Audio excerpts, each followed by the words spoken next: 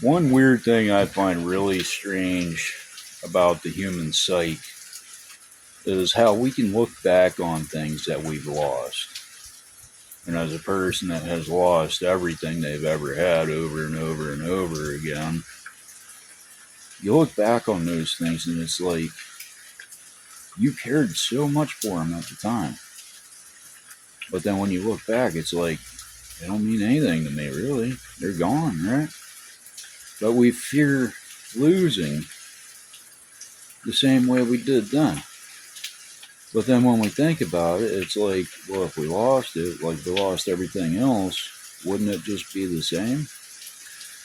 So we're literally going through this pattern of just throwing everything away and fearing losing it, even though we feared losing everything we had before. So it like causes a contradiction where in our mind we're trying to keep up with the modern age. We're trying to keep up with the increase of bills, increase of groceries. Even the meme. Oh man, I'll never forget that meme. The one where the shopping cart and it said, "This is the most expensive vehicle in such and such year," and it's like we want to go back to those times before that, but we know that's never going to happen. So why do we fear the future so much when everything is worked out before one way or another, right? Do we fear hitting the rock bottom we hit before? We get that same feeling over and over again. And the most successful people, I believe, are the ones that are able to simplify. When you have next to nothing and you're content with that, you're more content than the person that has a lot but fears losing it. So it's a strange part of our psyche, but I also believe that the fear of loss is also programmed into us, not just through, well, the baseline for our biology would be mortality. So we're comparing what's going to cause us pain to pain we felt before. What would cause more pain? We're fearing more pain than we felt before. So it's, that's more mortality.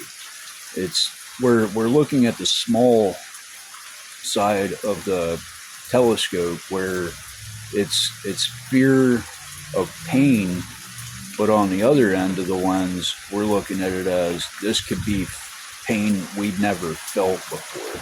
Whether it's emotional, physical, doesn't matter. We're comparing to what we've felt before. And there's a lot of times we don't want to go back to those times, so we fear going ahead. Damn. But, some people don't care about losing things. They'll throw things away. I mean, think about all these people that work in like plastic manufacturing and, they're making all this money like from, we got a cup industry up here that they make all their money, not from making cups, but from distributing it to states across the country. That's where they get all their money from, is from the supply chain itself. And it's, I heard the amount. It's a lot for a truckload of cups. Holy shit. So then you go to these amusement parks and it's like you're paying $8 to $10, sometimes $15 for one of these cups, and it only costs like 30 cents to make. So that's called opportunity. And when you simplify the production of it, you're throwing away all this plastic that could have been, but are they thinking about it? No, they're looking at the numbers on the paper. They're looking at it as, okay, this much scrap, but they're not seeing it as that's loss from their production. They don't want to look at it that way, because then that's looking into the past. It's waste. It's gone. It can't be reused. So it's probably going to help somewhere else down the line, right? That's what we try to do, is be innovative so that waste has another use, but that's not always the case. But once again, these people simplify their vision to ignore the scrap as possible profit.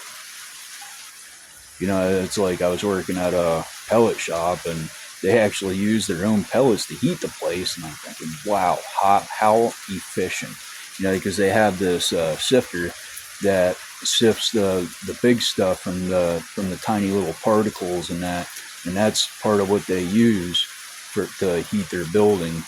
So it's very very efficient. But once again, they don't have to look at their amount of scrap. I mean, they have to look at how many times they had to rerun those pellets because the bags were wet or whatever. They had to sort through those, and so that's very little scrap compared to a plastic manufacturing plant. They waste so much plastic. But once again, they simplify into the numbers. They're simplifying because of what their expectations are from the people above them. So as long as they're making the people above them happy, then why would they care about the scrap numbers? If the boss don't care about the scrap numbers, we're not going to care about the scrap numbers. We don't care about it being efficient like that because we're simplifying our career into the few numbers that actually matter, and one of those being profits, another one being injuries on the job. Like, you want those as low as possible. Near misses, you want your near misses bottom number as possible. So it's not that these workers are actually vital most of the time. It's about numbers. It's simplifying. You add the complexity of personalities of people. The headquarters ain't gonna care about the guy that had a drill go through his hand. They see it as a number. So these people, they don't look back on what they don't believe matters. But a person that has lost everything, relationships and everything, they're constantly going to believe that they're the problem, that they're just going to want to be non-existent, so they can't be included as the problem in this equation. It's easier just to get away, right? Because our mind tries to confuse itself sometimes, playing these different scenarios where we lose and we win. But winning seems to take so much more effort without a sort of clairvoyance to show us the path to what we're supposed to do. Give me a minute. I gotta realize if I was even able to catch up with all that.